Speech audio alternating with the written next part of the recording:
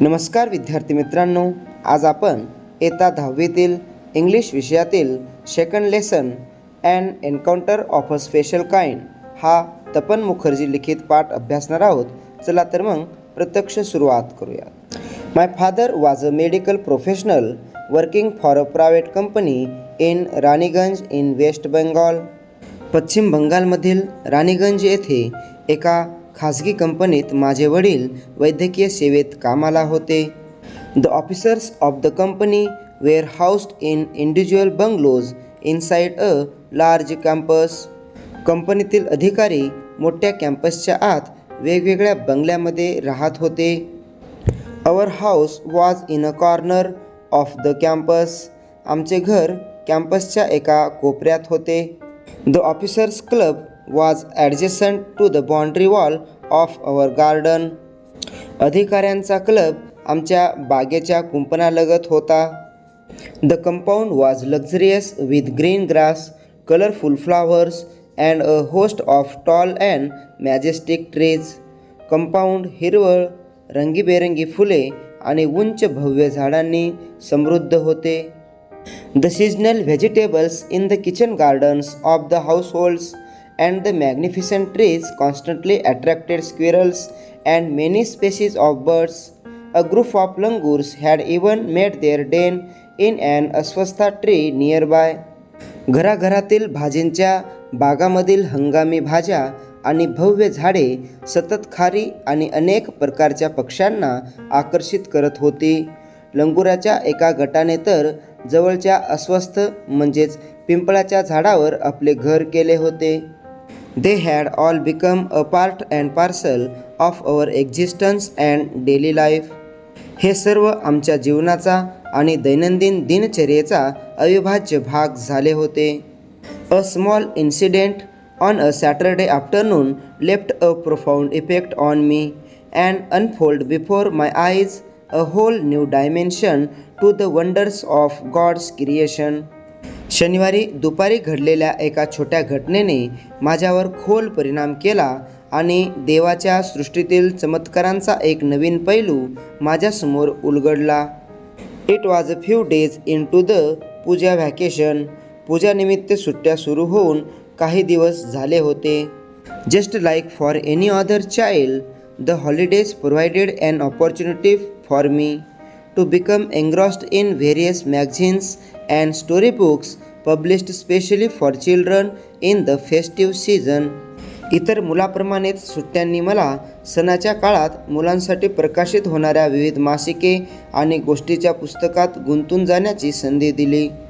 After a hearty lunch, my parents and my younger sisters lay down for an afternoon nap and I settled down with a storybook. भरपेट जेवल्यानंतर माझे आईवडील आणि लहान बहिणी दुपारच्या झोपेसाठी गेल्या आणि मी गोष्टीचे पुस्तक घेऊन बसलो. The quiet afternoon presented the perfect backdrop for reading and adventure story. दुपारचे ते शांत वातावरण एखादी साहसकथा वाचण्यासाठी फारच अनुकूल होते.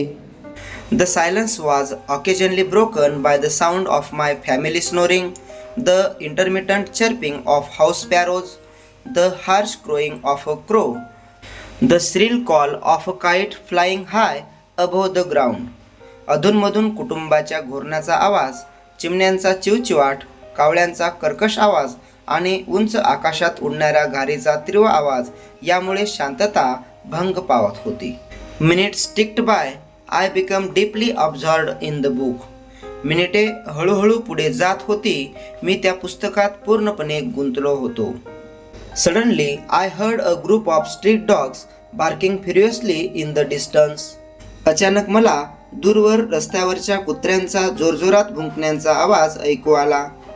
I chose to ignore the commotion, thinking that the pack of dogs might have cornered a hapless pig. मी तो गोंधळ दुर्लक्षित केला कारण मला वाटले की कुत्र्यांच्या टोळीने एखाद्या बिचारा डुकराला घेरले असेल. But soon the barking became louder and more aggressive, and the alarmed cawing of a flock of crows added to the cacophony. पण लवकरच भुंकणे अधिक मोठे आणि आक्रमक झाले आणि घाबरलेल्या कावळ्यांच्या आवाजाने गोंधळात भर पडली. I also heard the disturbance approaching closer. मला तो गोंधळ हळूहळू जवळ येताना ऐकू येत होता. Curiosity got the better of me. कुतूहल माझ्यावर हावी झाले. Leaving the book aside I rush to the veranda to see what was going on. पुस्तक बाजूला ठेवून मी काय चालले आहे ते पाहण्यासाठी व्हरांड्याकडे धावलो. I glance toward the roof of the club house and saw something horrible. मी क्लब हाऊसच्या छपराकडे एक नजर टाकली आणि एक भयंकर दृश्य पाहिले. A big male langur, apparently the leader of its group, was holding a baby langur in his hands and mercilessly biting it all over with a definite intent to kill. एक मोठा नर लंगूर जो कदाचित त्याच्या टोळीचा नेता होता, त्याच्या हातात एक पिल्लू धरून त्याला निर्दयपणे चावत होता, जणू मारण्याचाच हेतू होता. The helpless mother of the baby and other lesser members of the langur group were scattered on the roofs of the buildings nearby watching the baby being killed. पिल्लाची असहाय्य आई आणि टोळीतील इतर लहान सदस्य आजूबाजूच्या इमारतीच्या छपरावर बसून ते पिल्लू मारले जात आहे हे पाहत होते. I recall the terrible custom in the animal clan according to which a dominant male usually does not allow another male baby or adult to survive within its group. प्राण्यांच्या टोळीत अशी भयानक परंपरा असते की एक प्रमुख नर दुसऱ्या नर पिल्याला किंवा प्रौढाला टोळीत टिकू देत नाही. त्याची मला आठवण झाली. Without losing any time, I gathered a stout stick in one hand and hurled a piece of stone at the marauding langur. वेळ न दवडता मी एका हातात एक मजबूत काठी घेतली आणि त्या हल्लेखोर लंगूरवर एक दगड फेकला. The langur was so infuriated that it hardly took any notice of my assault. तो लंगूर इतका संतप्त झाला होता की माझ्या हल्ल्याकडे त्याने काहीच लक्ष दिले नाही. But then I started throwing more stones. मग मी आणखी दगड फेकायला सुरुवात केली. The dogs on their part raised their pitch of cry. कुत्र्यांनीही जोरात भुंकायला सुरुवात केली. The changed circumstance and the sudden unexpected attack from unknown quarters forced the langur to drop the baby from the sloping roof over the veranda. परिस्थिती बदलल्यामुळे आणि अकल्पित दिशेने झालेल्या अचानक हल्ल्यामुळे लंगूरने वरांड्याच्या उतार असलेल्या छपरावर पिल्लाला टाकून पळून गेला. The baby was listless and appeared to be dead. ते पिल्लू हालचालहीन होते आणि मरण पावल्यासारखे वाटत होते. As its body started to slide down, the excitement of the pack of dogs grew manifold at the prospect of a good kill and meal. जसे त्याचे शरीर खाली घसरू लागले तसा तसा कुत्र्यांचा उत्साह शिकार आणि जेवण मिळण्याच्या संधीने अधिकच वाढला. Keeping the dog at bay with the stick, I managed to catch hold of the baby langur's tail just as it tipped over the edge of the tiled roof.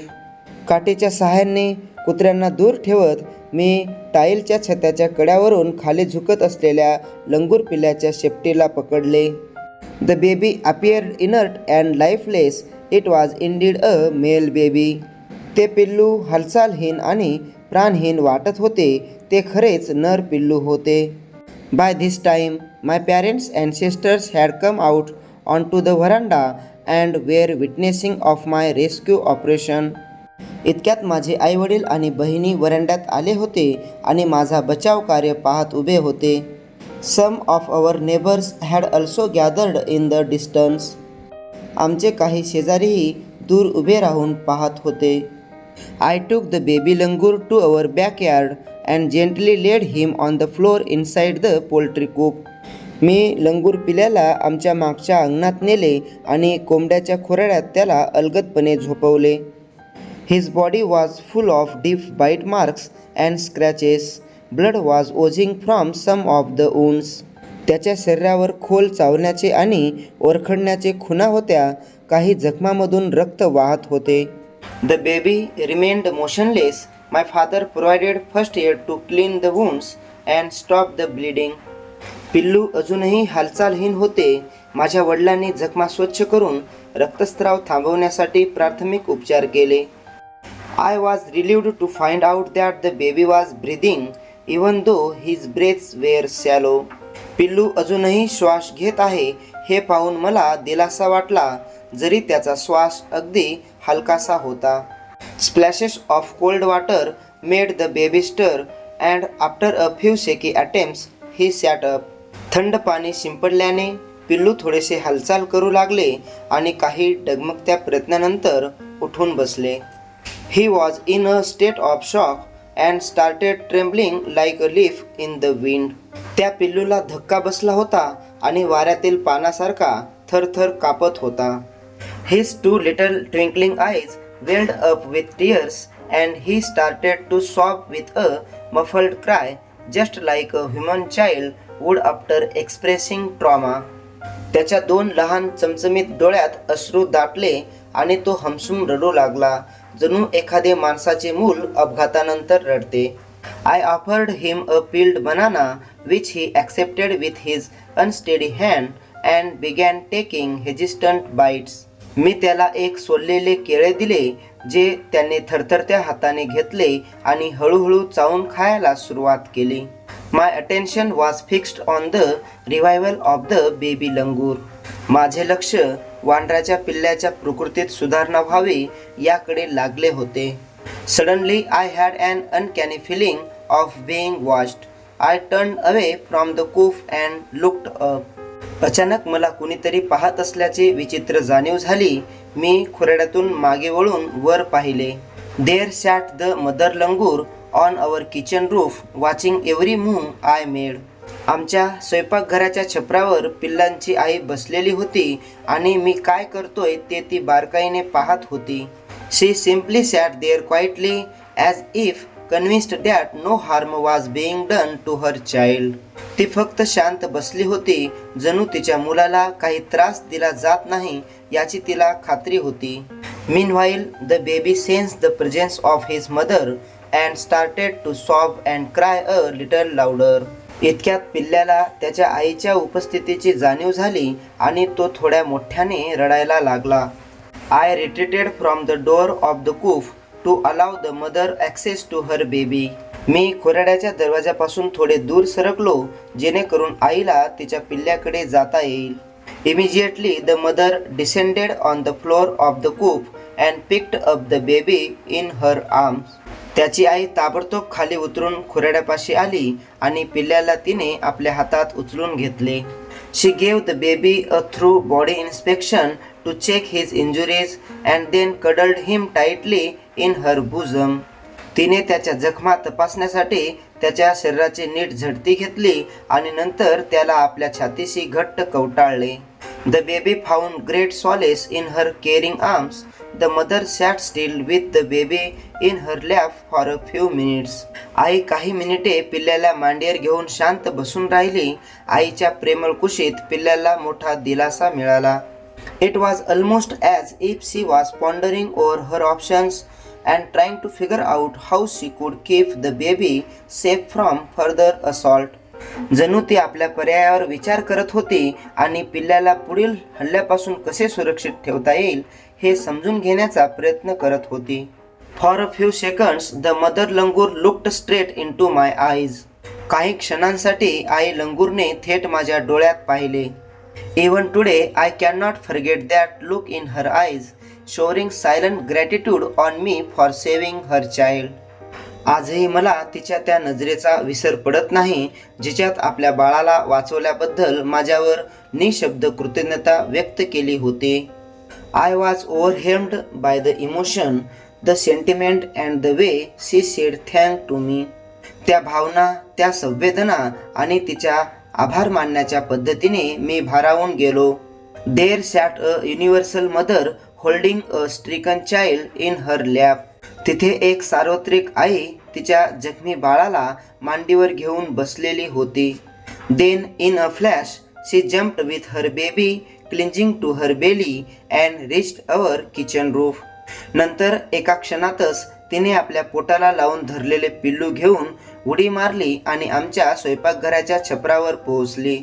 She survived the area for the vicious male langur and then leapt away in the direction opposite to the place of the violent encounter. त्या नर वानराचा कानोसा घेत तिने आजूबाजूचा परिसर निरखला आणि ज्या बाजूने तो भीषण हल्ला झाला होता त्याच्या विरुद्ध दिशेला झेप घेतली.